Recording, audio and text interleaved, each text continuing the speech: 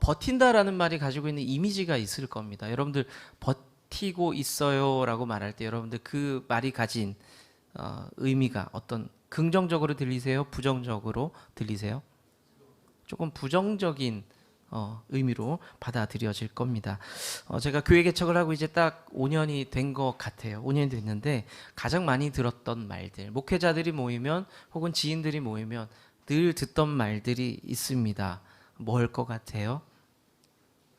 교인은 좀 늘었습니까? 이 이야기를 매달 들었고 격주로 들었습니다.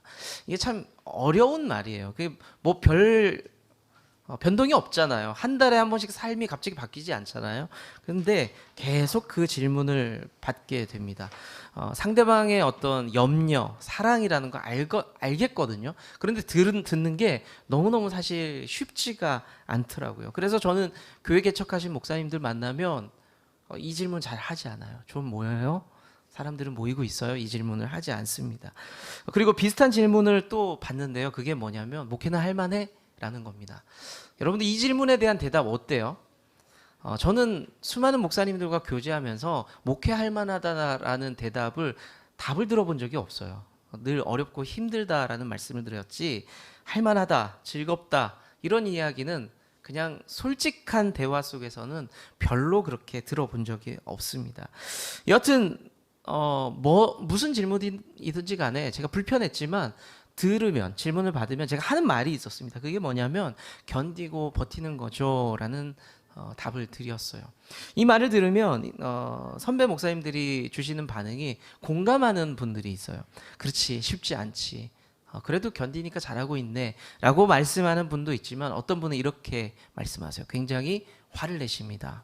젊은 목사가 부흥을 꿈꾸고 하나님의 뜻을 품고 달려나가야지 버티다니 견디다니 그게 말이 되냐라고 막 화를 내는 분도 사실은 좀 있었습니다. 제가 이곳에 이제 젊은 청년과 학생들도 있고 우리 30대 40대 성도님들도 계신데요. 제가 질문을 한번 드려보고 싶어요. 살만하세요? 우리 40대 아니라서 탈락. 네, 살만하세요? 30, 40대 성도님들?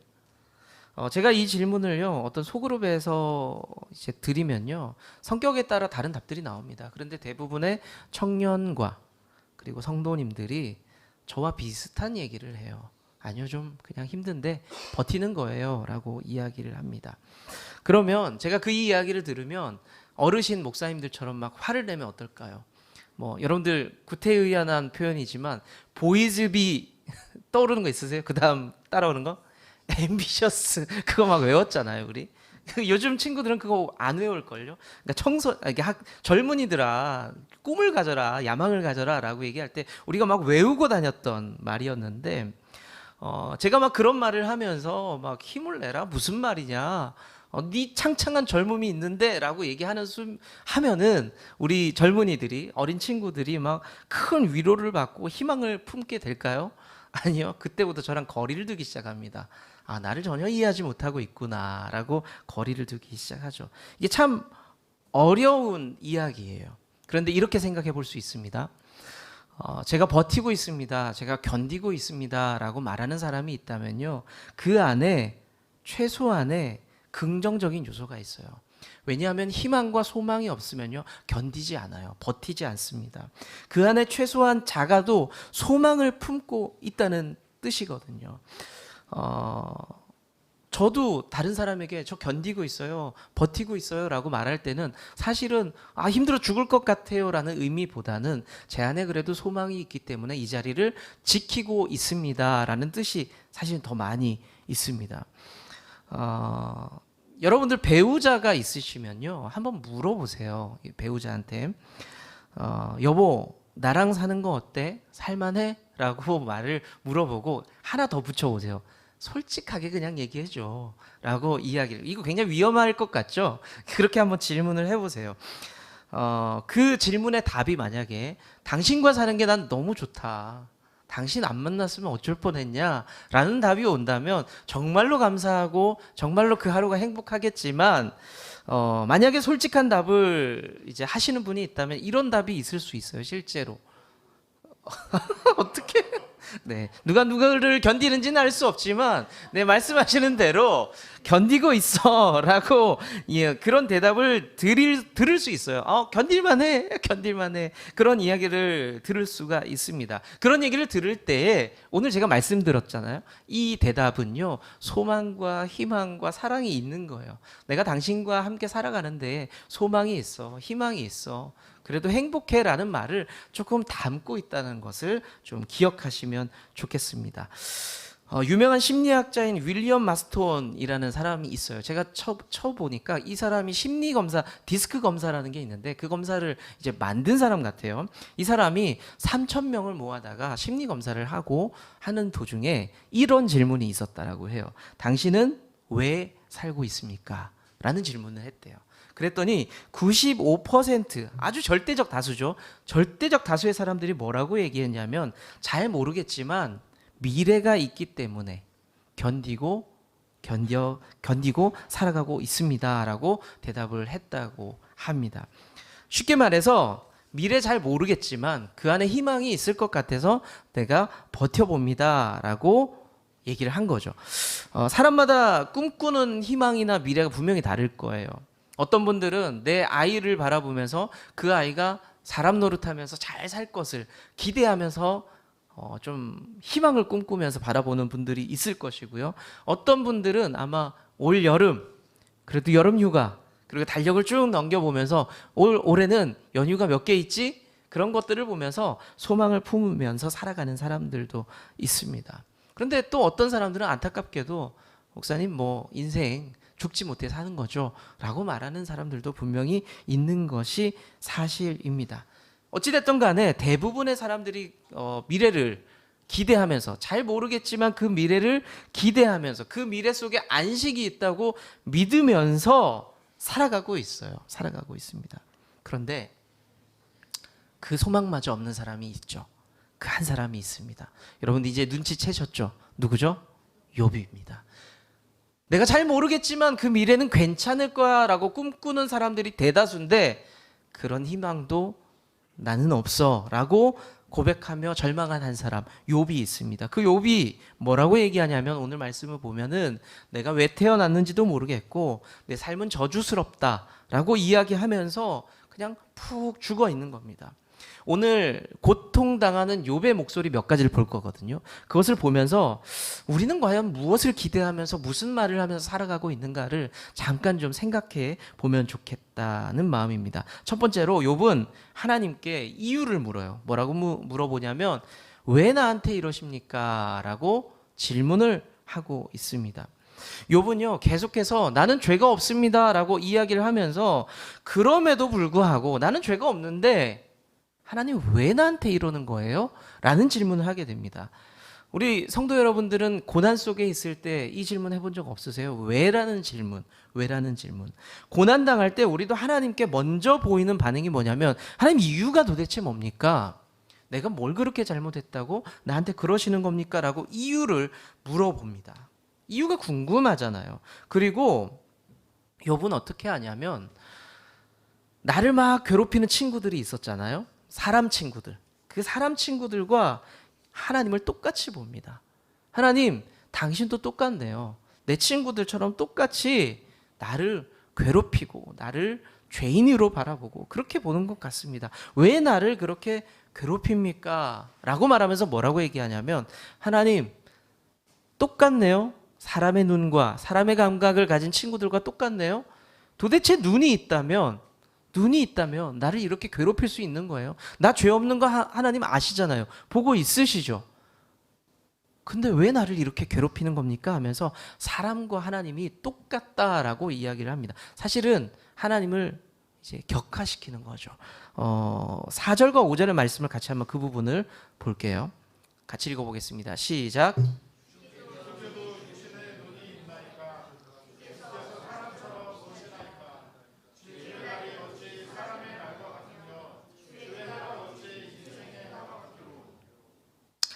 하나님께 드리는 말씀이 뭐냐면 하나님 똑같네요.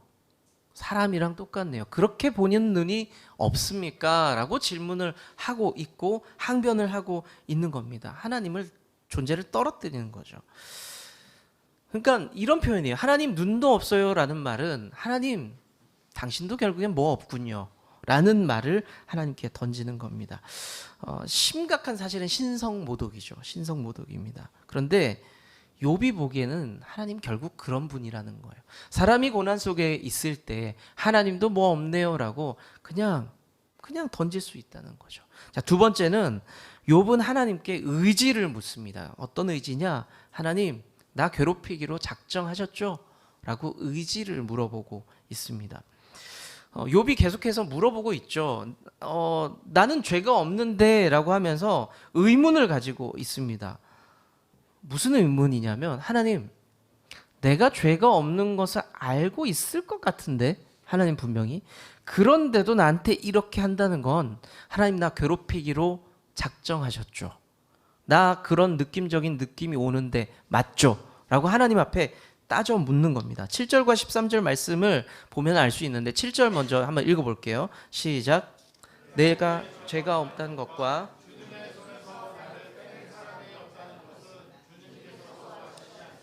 13절 말씀도 읽어볼게요. 시작.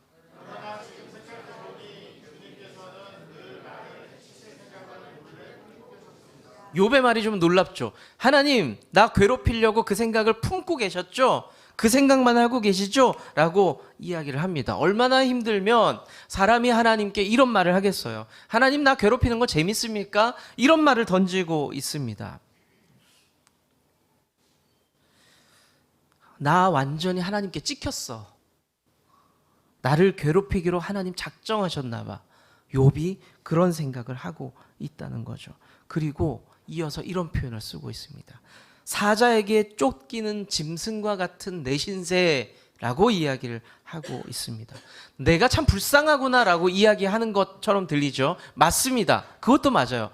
맹수에게 쫓기는, 사자에게 쫓기는 연약한 짐승과 같은 것이 내 삶이구나라고 이야기하면서 나 진짜 불쌍한 존재야 라고 말하는 것도 맞는데 다른 이야기도 하고 있는 겁니다. 무슨 말이냐면 하나님은 그 나쁜 사자와 같군요 라고 이야기를 하고 있다는 거죠. 그리고 성경을 가만히 읽어보면 그런 표현도 나옵니다. 하나님 놀랍고 다양한 방법으로 나를 괴롭히는 분이군요 라고 설명을 하고 있습니다. 쉽게 말하면 하나님, 내가 보기에 당신은 인성에 문제가 있어요. 어떻게 나한테 이렇게까지 괴롭힐 수 있습니까? 라고 이야기하고 있다는 거죠. 세 번째로 욥은 하나님께 존재를 물어요. 존재. 무슨 존재냐? 왜 내가, 나의 존재입니다. 왜 내가 태어난 겁니까? 라고 질문을 하게 됩니다. 욥은 갑자기 자신의 인생의 목적, 내가 이 땅에 태어난 이유에 대해서 깨닫게 돼요. 아, 내가 그런 이유로 이 땅에 태어났구나. 그 이유가 뭐냐면 하나님께서 나를 지으시고 벌 주시고 괴롭히시고 때리기 위해서 나를 만드셨구나 라고 이야기를 하게 됩니다. 여러분들 집에 혹시 이런 샌드백이라는 거 걸려 있는 분 있으세요? 남자 아이들은 많이 걸어 놓는데 샌드백이 뭡니까? 집에 있으세요? 저희 집도 있습니다. 예, 저희 집도 있고요. 그래서 남자 아이들이 문에 걸어놨거든요. 왔다 갔다 하면서 계속 칩니다. 제가 그 샌드백을 보면서 너는 무슨 죄가 있어서 여기 걸려서 계속 얻어맞고 있냐, 반항 한번 못하고 그 생각을 하는데 그거죠. 선수들이, 학생들이 그냥 치고 싶을 때 이렇게 걸어놓는 그거 있잖아요. 큰 거. 그게 샌드백이에요. 지금 욥이 생각하는 게 그거예요. 하나님, 제가 샌드백입니까? 오가며 치고 심심하다고 치고 그냥 때리고 싶어서 치고 제가 그런 존재입니까? 저를 하나님께서 어머니 뱃속에 저를 두셨고 제 인생을 세팅하실 때, 준비시키셨을 때 이런 모습으로 준비를 하셨습니까? 라고 따져 묻고 있다는 거죠. 우리가 13절의 말씀을 다시 한번 읽어볼게요. 13절 말씀입니다. 시작.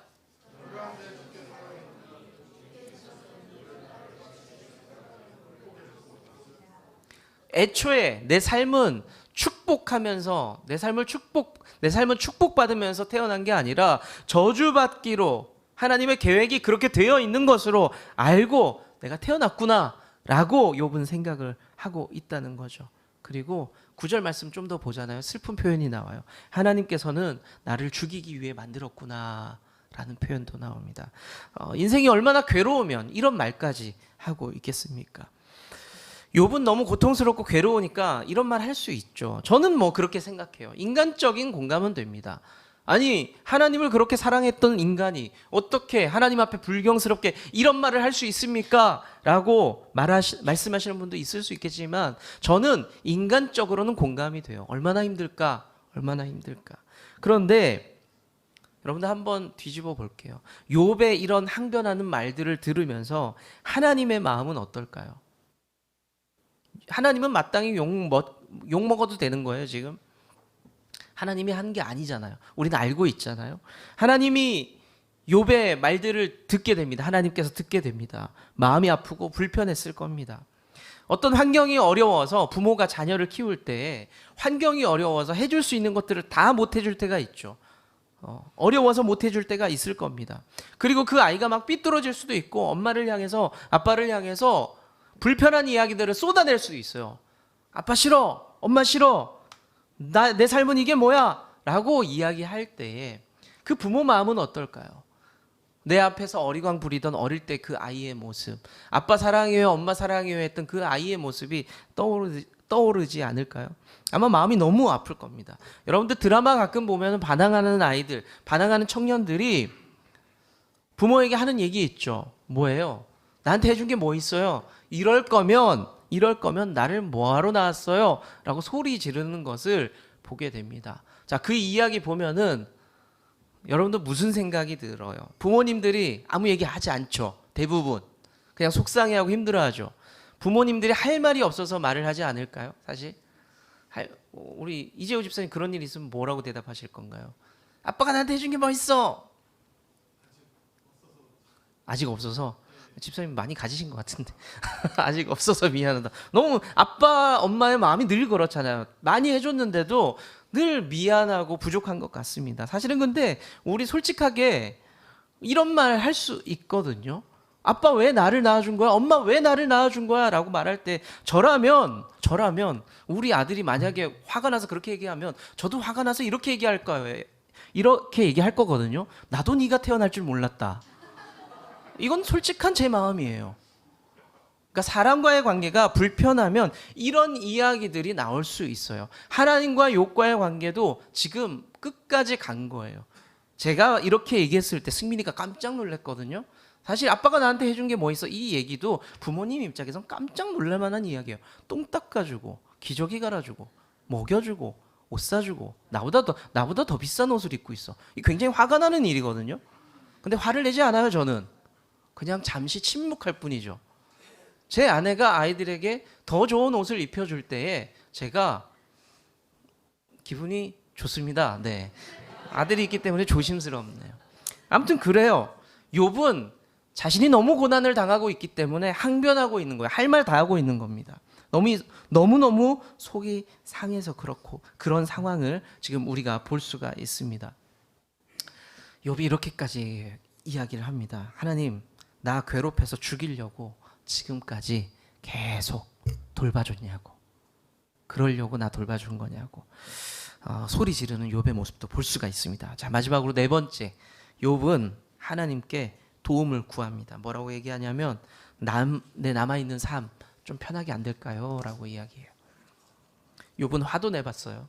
하나님의 사랑에 대해서 의심도 해봤습니다. 근데 답이 없는 것 같아요. 하나님 말씀도 안 하시고 답이 없어요. 나에겐 더 이상 희망도 없는 것 같습니다. 사람들이 보통 잘 모르는 미래를 희망한다 그랬잖아요. 그것을 기대하면서 살아간다 그랬잖아요. 근데 욥은 그걸 잃어버립니다.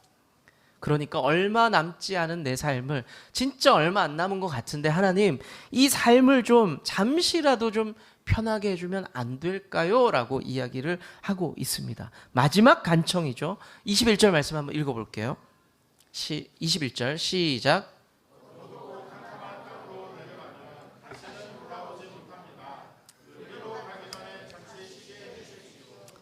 욥의 말이 뭐냐면 어차피 하나님 아시잖아요. 저 곧 죽는 거. 제 꼴을 보세요. 저 곧 죽어요. 그리고 저 죽으면 저 천국 기대하지도 않아요. 어차피 지옥행. 제가 잘 알고 있습니다. 그러니까 제가 한 가지만 부탁드릴게요.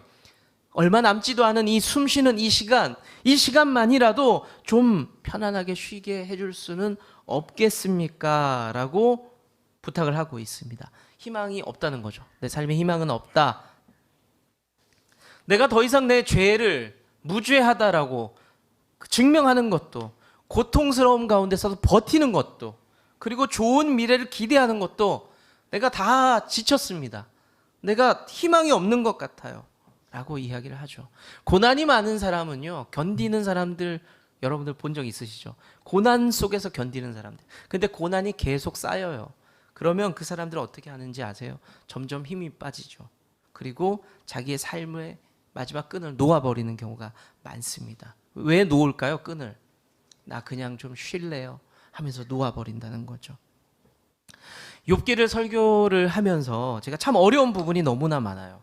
그게 뭐냐면 다른 본문을 보면서 명확한 어떤 영적인 교훈들, 인생의 교훈들을 여러분들에게 제공하기가 너무 어려워요. 욥기를 보는데 그냥 이 말씀을 보면은 그냥 마음이 같이 무너지고 마음이 같이 아프고 그런 마음만 가지게 됩니다. 모르겠어요. 다른 목사님들은 욥기를 멋있게 설교를 해내고 있는지 모르겠지만 저는 이 본문을 가지고 설교문을 만들어낸다는 것이 사실은 마음이 편치가 않습니다. 계속해서 반복되는 이야기, 반복되는 상황들. 제가 여러분들의 삶을 두고 상담을 할 때도 이런 묘한 감정이 있을 때가 있어요.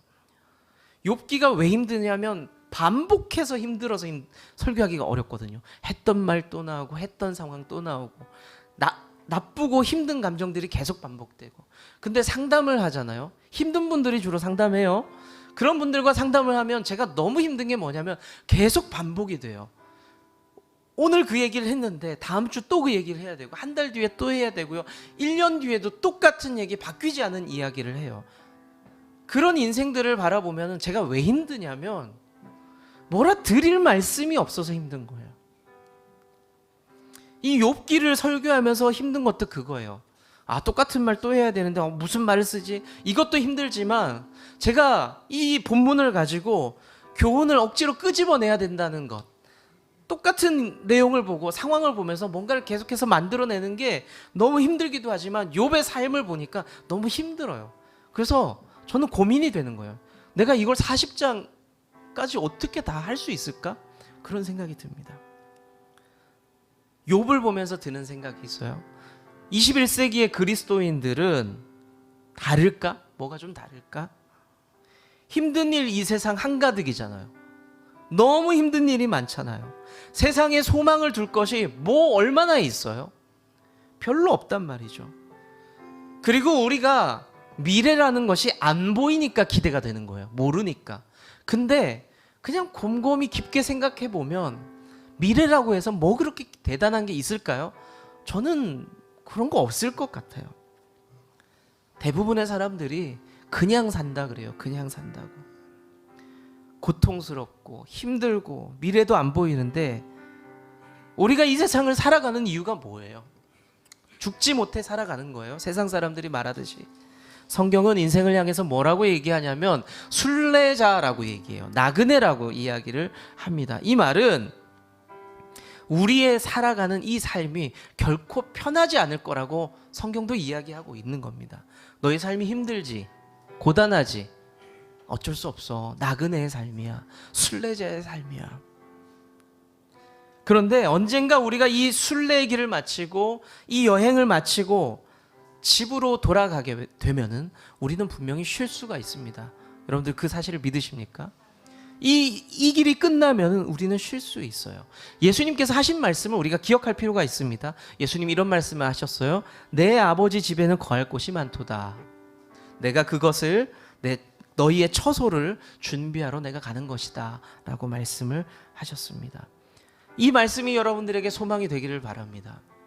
이 땅에서 겪는 수많은 일들이 너무 버겁죠. 힘드시죠. 그렇지만 그 마지막 날 견디고 우리가 끝까지 이 길을 걸어갈 때에 그곳에는 안식이 있고 쉼이 있다는 것을 믿으시길 바랍니다. 포기하지 마세요. 그냥 끝까지 주님 곁에 머물고 힘들어서 헉헉거릴지라도 주님 곁에 머무르는 인생, 주님 곁에 앉아 쉬는 인생, 그런 인생 되기를 소망합니다.